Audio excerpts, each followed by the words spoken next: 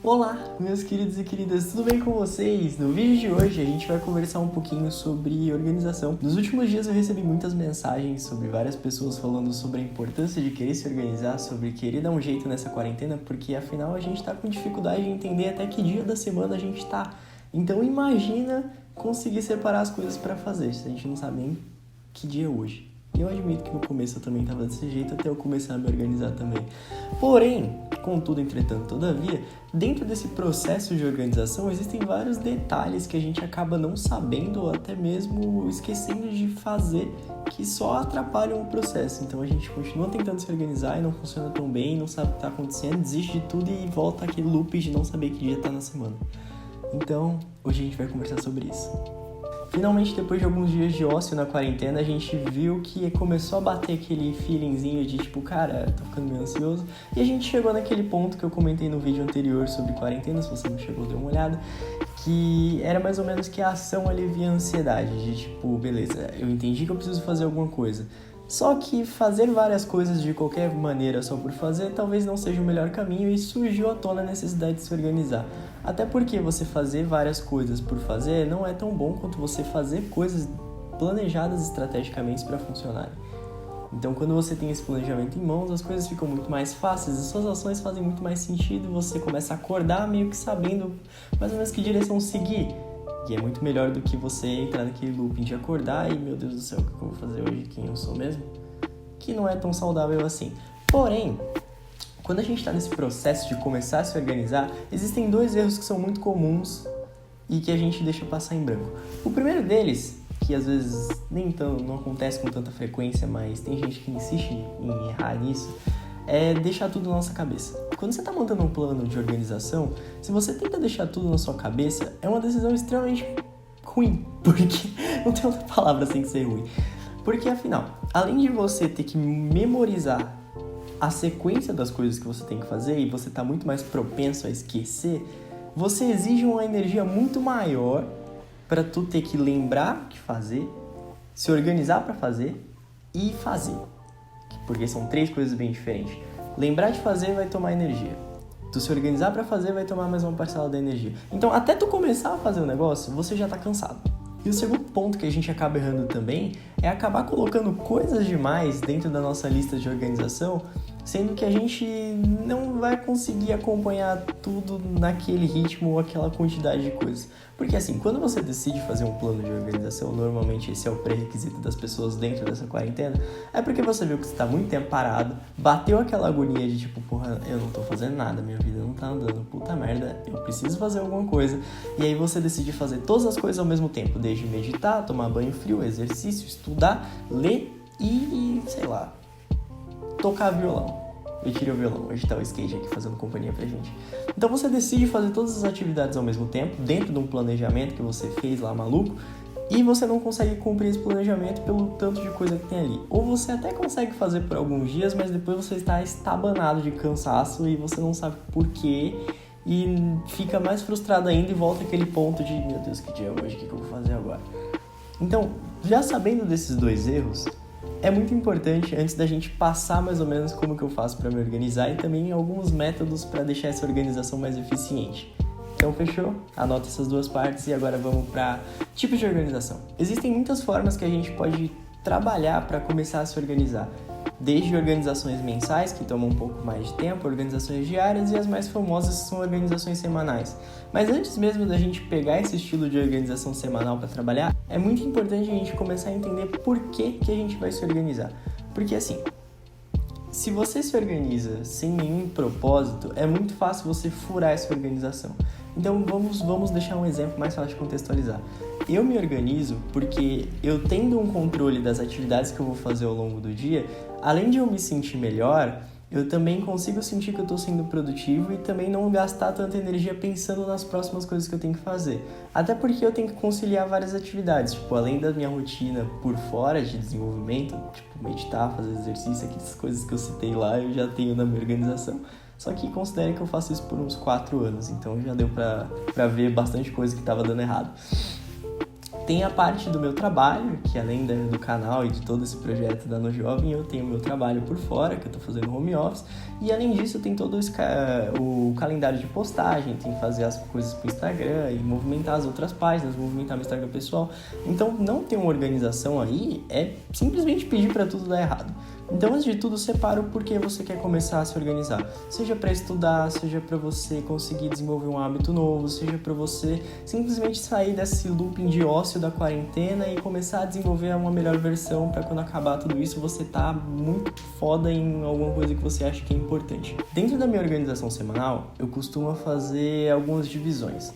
Além de ter todos os dias da semana, né, obviamente, a primeira coisa que eu separo é quais são as atividades que eu faço todos os dias. É por aí que você começa a fazer uma organização semanal. Por exemplo, todos os dias de preferência você vai tomar banho, eu acredito nisso, você vai comer, você vai ter que tirar um tempo para descansar e eu não sei, deixa eu ver.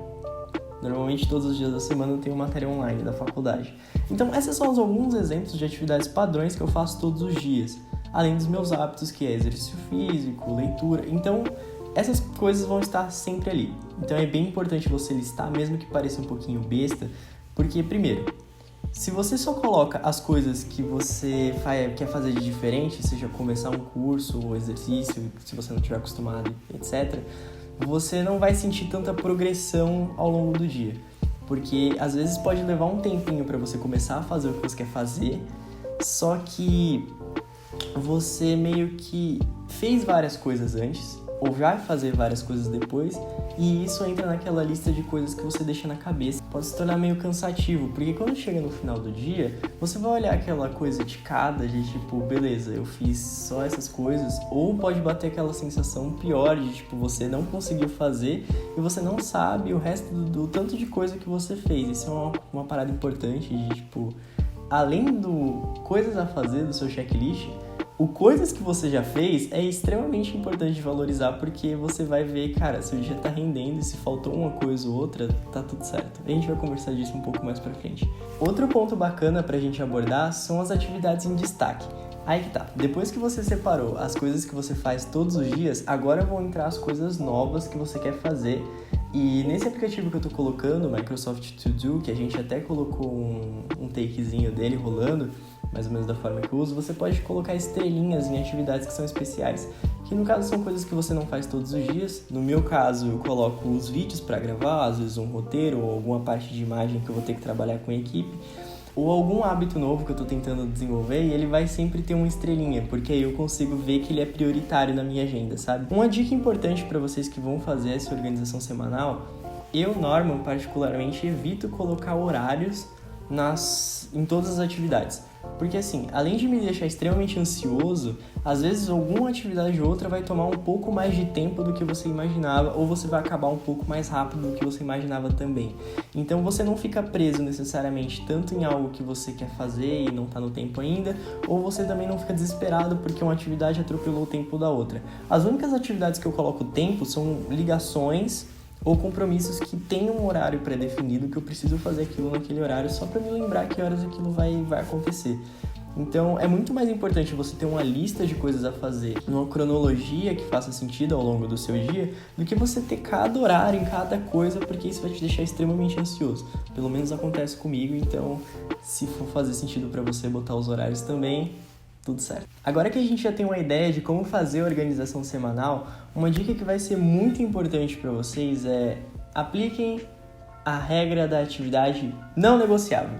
E o que vai ser isso? Dentro do seu dia a dia vão ter várias coisas que você vai ter que fazer.